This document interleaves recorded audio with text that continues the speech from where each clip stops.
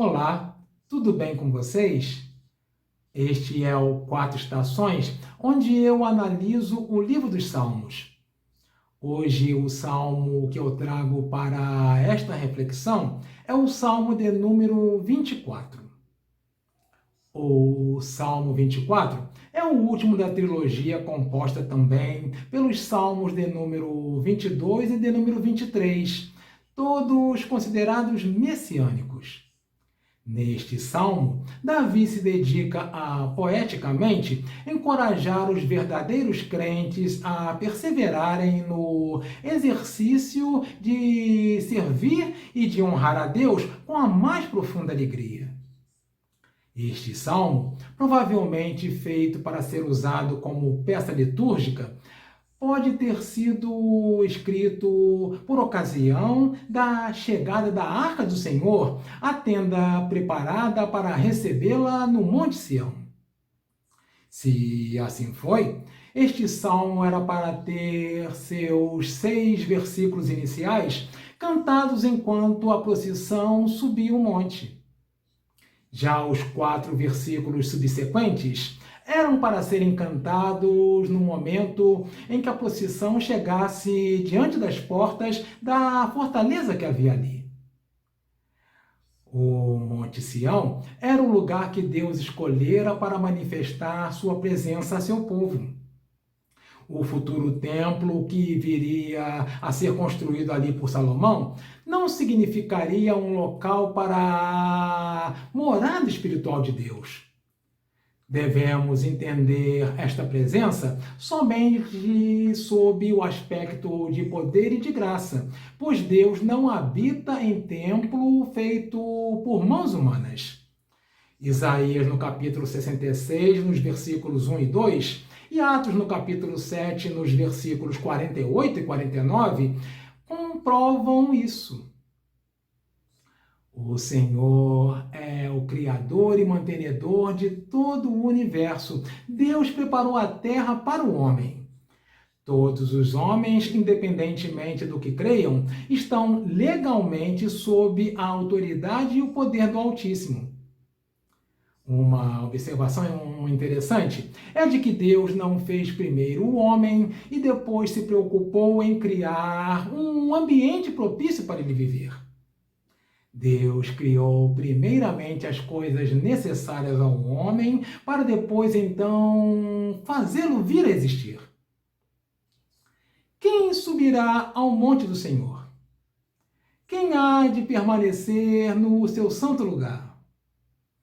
Davi não estava abrindo uma disputa ou propondo uma corrida. Ele estava aludindo ao fato de que para se estar na presença do Senhor é necessário pureza de coração. A relação do povo com seu Deus não pode ser baseada no eu quero, no eu preciso. O relacionamento individual com Deus se revela através da adoração, no levar a Deus nossa retribuição pela sua infinita providência e seu cuidado paternal para conosco. Nos versículos iniciais, há um contraste implícito entre os verdadeiros israelitas e aqueles que eram ímpios vivendo em seu meio.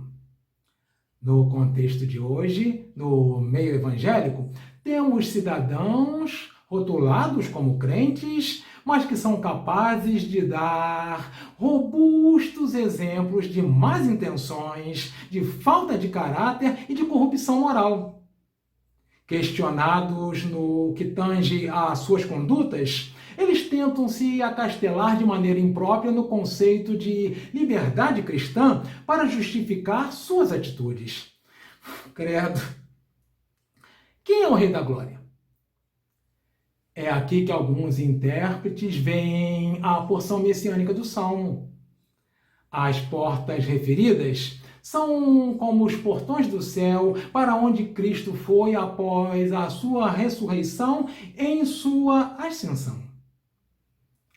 Na construção litúrgica, a pergunta feita pelos portais personificados era para ser respondida pela multidão na procissão. Alguns estudiosos entendem que, por ter sido repetida, elas seriam referências proféticas à primeira e à segunda vinda de Cristo. Pode ser.